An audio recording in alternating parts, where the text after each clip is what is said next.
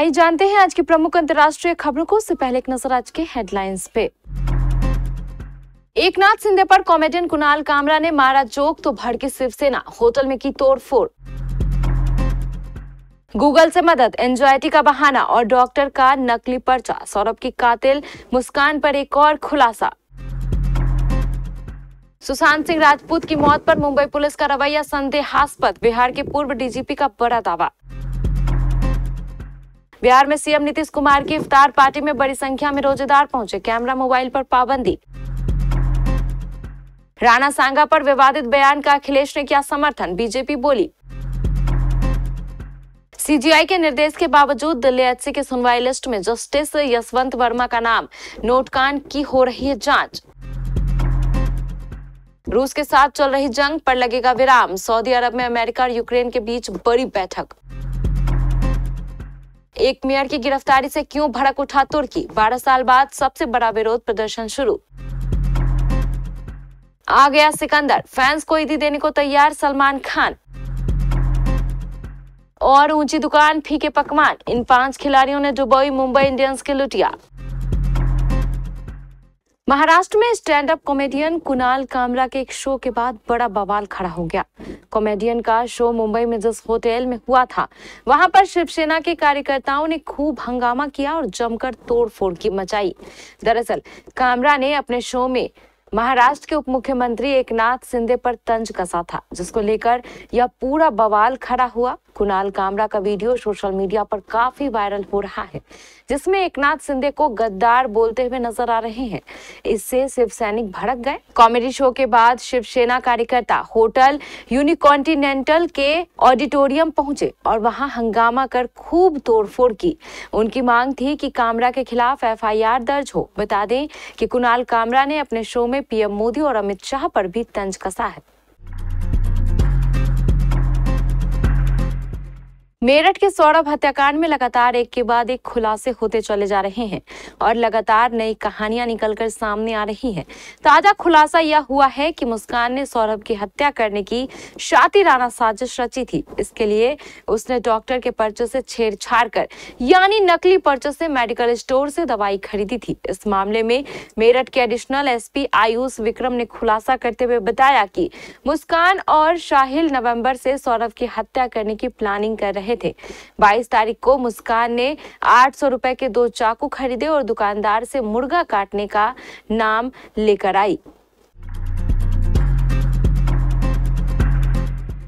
अभिनेता सुशांत सिंह राजपूत की मौत के मामले में केंद्रीय जांच ब्यूरो के क्लोजर रिपोर्ट दाखिल करने के बाद बिहार के पूर्व डीजीपी गुप्तेश्वर पांडे ने मुंबई पुलिस पर सवाल खड़े किए हैं। उन्होंने कहा कि मुंबई पुलिस का इस केस पर काम करने का तरीका शक शुबा पैदा करता है। हालांकि उन्होंने क्लोजर रिपोर्ट पर कुछ भी बोलने से परहेज करते हुए कहा कि सीबीआई पेशेवर एजेंसी है। बिहार के तत्कालीन डीजीपी ने कहा, सुशांत की मौत की खबर आने के महज 20 दिनों के अंदर मामला शांत हो गया। इसके बाद सुशांत के पिता के पटना में मामला दर्ज कराने के बाद शुरुआती जांच के लिए बिहार पुलिस की टीम मुंबई भेजी गई, लेकिन मुंबई पुलिस ने बिहार की टीम के साथ सहयोग नहीं किया। उन्होंने दावा किया कि जांच में बेहतर समन्वय के लिए उनके भेजे एक आईपीएस अधिकारी के क्वारंटीन कर दिया गया है और महज 5 दिनों बाद उनकी टीम को वापस भेज दिया गया। पांडे ने यह भी कहा कि उन्होंने कभी भी सुशांत की हत्या का दावा नहीं किया था। उन्होंने मौत को संदिग्ध बताते हुए बस गहन जांच चाहिए थी। उन्होंने आगे कहा, मुझे किसी के खिलाफ पक्षपात करने की जरूरत नहीं है, लेकिन उस दौरान किए गए मुंबई पुलिस के आचरण से देश के लोगों के मन में शक पैदा हुआ। बिहार के मुख्यमंत्री नीतीश कुमार द्वारा पटना में रविवार शाम को इफ्तार पार्टी का आयोजन किया गया। इस पार्टी में 7 मुस्लिम धार्मिक संगठनों के बॉयकॉट के बावजूद बड़ी संख्या में रोजेदार शामिल हो रहे हैं। इफ्तार पार्टी का आयोजन पटना स्थित मुख्यमंत्री आवास में किया गया है। पार्टी में कैमरा और मोबाइल दोनों ले जाने की मनाही है।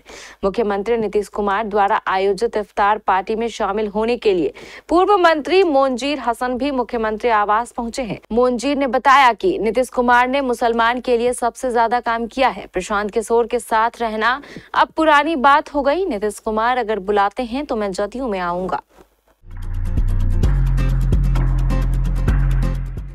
समाजवादी पार्टी के अध्यक्ष अखिलेश यादव ने अपनी पार्टी के राज्यसभा सांसद रामजी लाल सुमन के बयान का बचाव किया है। सुमन के संसद में मेवाड़ के शासक रहे राणा सांगा को गद्दार बताए जाने के बाद राजनीतिक बवाल मच गया था। बीजेपी में सपा सांसद के इस बयान को हिंदू समुदाय के प्रति अपमान बताया और अखिलेश यादव पर तुष्टीकरण की राजनीति का आरोप लगाया। 21 मार्च को राज्यसभा में अपने भाषण के दौरान रामजी लाल सुमन ने कहा था कि भारतीय मुसलमान बाबर को अपना आदर्श नहीं मानते, बल्कि वे पैगंबर मोहम्मद और सूफी परंपराओं का पालन करते हैं। उन्होंने सवाल उठाया था कि आखिर बाबर को भारत लाया कौन? यह राणा सांगा ही थे जिन्होंने बाबर को इब्राहिम लोदी को हराने के लिए आमंत्रित किया था। दिल्ली हाई कोर्ट के जज यशवंत वर्मा के घर कथित कैश कांड मामले में एक बड़ा अपडेट सामने आया है। सोमवार के लिए दिल्ली हाई कोर्ट की कॉलेजिस्ट में जस्टिस यशवंत शर्मा को कोर्ट में मामलों की सुनवाई के लिए डिवीजन बेंच नंबर 3 के प्रमुख के रूप में दिखाया गया है। ये इसलिए अहम है क्योंकि सुप्रीम कोर्ट के मुख्य न्यायाधीश संजीव खन्ना ने हाई कोर्ट को निर्देश दिया था कि वे जस्टिस यशवंत वर्मा को कोई भी न्यायिक कार्य न सौंपे।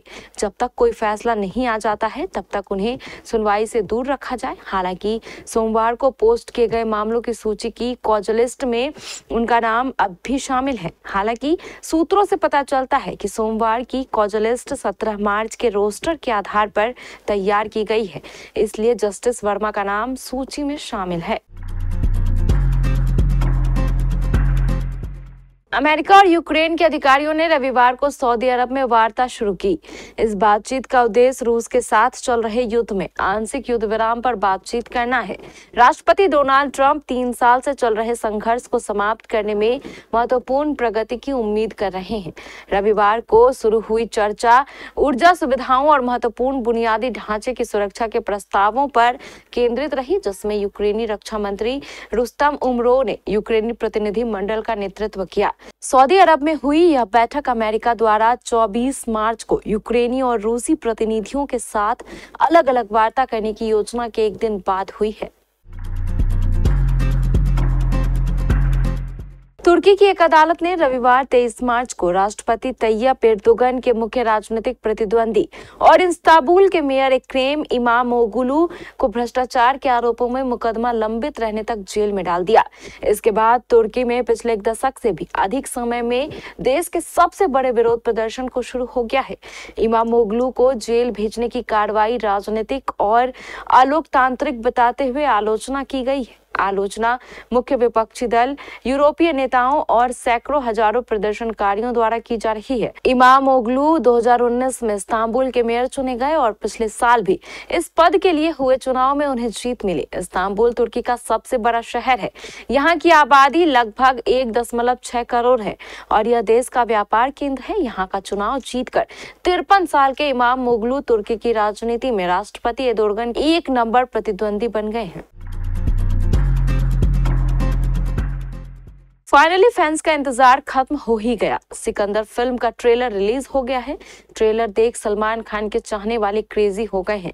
भाईजान फैंस को 30 मार्च को ईदी देने के लिए तैयार हैं। साल 2025 की सबसे बड़ी फिल्मों में शुमार सिकंदर का ट्रेलर एक्शन पैक्ड है। सलमान अपनी पिछले फिल्मों किक, जय हो सभी का फील देते दिख रहे हैं। वहीं AR मुरुगदास ने अपने वादे मुताबिक गजनी फिल्म का ट्विस्ट भी दिया है। फिल्म की कहानी सिकंदर यानी सलमान खान की है, जो राजकोट का राजा माना जाता है। वो शहर का रॉबिन हुड है, लेकिन साई श्री यानी रश्मिका मंदाना के लिए वो संजय है। लेकिन फिर कुछ ऐसा होता है जिसकी वजह से सिकंदर को मुंबई शहर में कदम रखना पड़ता है और शुरू होती है कहानी। फिल्म में काजल अग्रवाल के साथ बाहुबली फेम सत्याराज भी हैं। वहीं शर्मन जोशी का भी अहम किरदार है।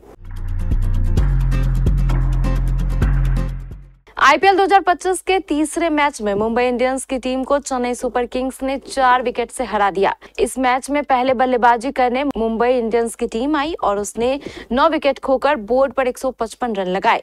जवाब में CSK की टीम ने 19.1 ओवर में 6 विकेट खोकर टारगेट हासिल कर लिया। इसी के साथ मुंबई की टीम को एक और बार सीजन के अपने पहले मुकाबले में हार का सामना करना पड़ा है। मुंबई की टीम की इस हार में कई खिलाड़ी विलन बने। इस मैच में मुंबई की टीम के सबसे बड़े विलन रोहित शर्मा रहे। रोहित इस मुकाबले में खाता तक नहीं खोल पाए और उन्हें चौथी ही गेंद पर खलील अहमद ने बिना खाता खोले आउट कर दिया। रोहित के चलते मुंबई को अच्छी शुरुआत नहीं मिल पाई और वो एक बड़ा स्कोर बनाने से चूक गई।